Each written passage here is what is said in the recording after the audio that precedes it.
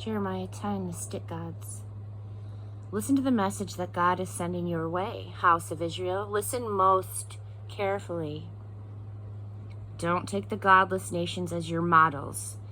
Don't be impressed by their glamour and glitz, no matter how much they're impressed. The religion of these peoples is nothing but smoke. An idol is nothing but a tree chopped down and then shaped by a woodsman's axe. They trim it with tinsel and balls, use hammers and nails to keep it upright. It's like a scarecrow in a cabbage patch. It can't talk. Dead wood that has to be carried. It cannot walk. Don't be impressed by such stuff. It's useless for either good or evil. All this is nothing compared to you, O God. You are wondrously great, famously great. Who can fail to be impressed by you, King of the nations? It's your very nature to be worshipped.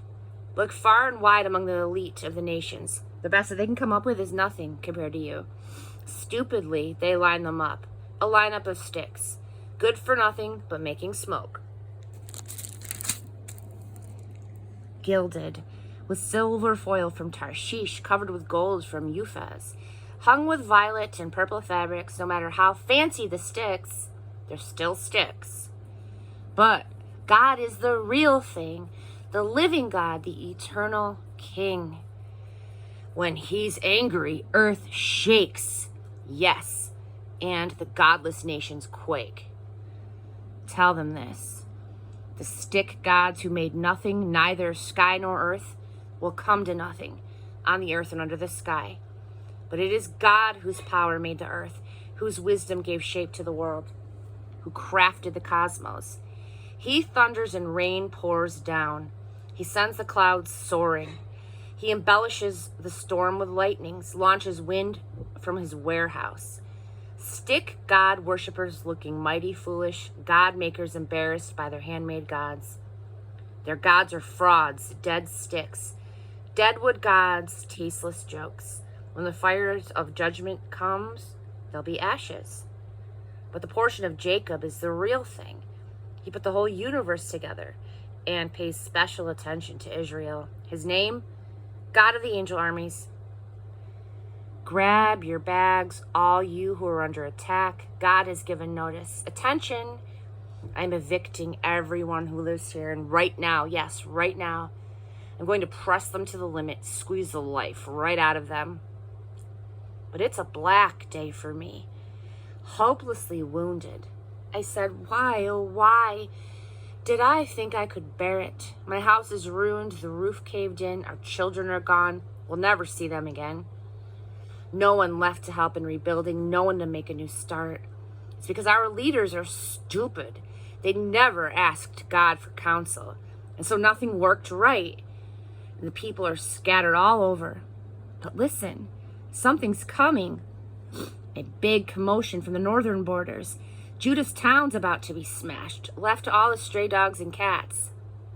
I know, God, that mere mortals can't run their own lives, that men and women don't have what it takes to take charge of life. So correct us, God, as you see best. Don't lose your temper. That would be the end of us. Vent your anger on the godless nations who refuse to acknowledge you, and on the people who won't pray to you. The very ones who've made hash out of Jacob, yes, made hash, and devoured him whole, people and pastures alike. Chapter 11, the terms of this covenant. The message that came to Jeremiah from God. Preach to the people of Judah and citizens of Jerusalem, and tell them this. This is God's message, the message of Israel's God to you. Anyone who does not keep the terms of this covenant is cursed. The terms are clear. I made them plain to your ancestors when I delivered them from Egypt out of the iron furnace of suffering. Obey what I tell you. Do exactly what I command you. Your obedience will close the deal. Amen. You will be mine, and I will be yours. This will provide the conditions in which I will be able to do what I promised your ancestors, to give them a fertile and lush land. And as you know, that's what I did. Yes, God, I replied, that's true. God continued, preach all of this in the towns of Judah and the streets of Jerusalem. Say, listen to the terms of this covenant and carry them out. I warned your ancestors when I delivered them from Egypt, and I've kept up the warnings. I haven't quit warning them for a moment. I warned them from morning to night. Obey me or else. But they didn't obey. They paid no attention to me. They did whatever they wanted to do, whenever they wanted to do it. Until finally I stepped in and ordered the punishment set out in the covenant, which, despite all of my warnings, they had ignored. Then God said, there's a conspiracy among the people of Judah and the citizens of Jerusalem. They have plotted to reenact the sins of their ancestors, the ones who disobeyed me and decided to go after other gods and worship them. Israel and Judah are in this together, mindlessly breaking the covenant I made with their ancestors. Well, your God has something to say about this. Watch out. I'm about to visit doom on you, and no one will get out of it. You're going to cry for help, but I won't listen. Then all the people in Judah and Jerusalem will start praying to the gods that you've been sacrificing to all these years, but it won't do a bit of good. You got as many gods as you have villages, Judah, and you've got enough altars for sacrifices to that impotent sex god Baal to put one on every street corner in Jerusalem. And as for you, Jeremiah, I don't want you praying for this people. Nothing. Not a word of petition. Indeed, I'm not going to listen to a single syllable of their crisis prayers. Amen. Promises and pious programs. What business do the ones I love have figuring out how to get off the hook? And right in the house of worship, do you think making promises and devising pious programs will save you from doom? Do you think you can get out of this by becoming more religious?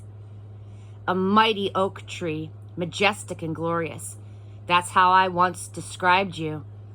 But it will only take a clap of thunder and a bolt of lightning to leave you a shattered wreck.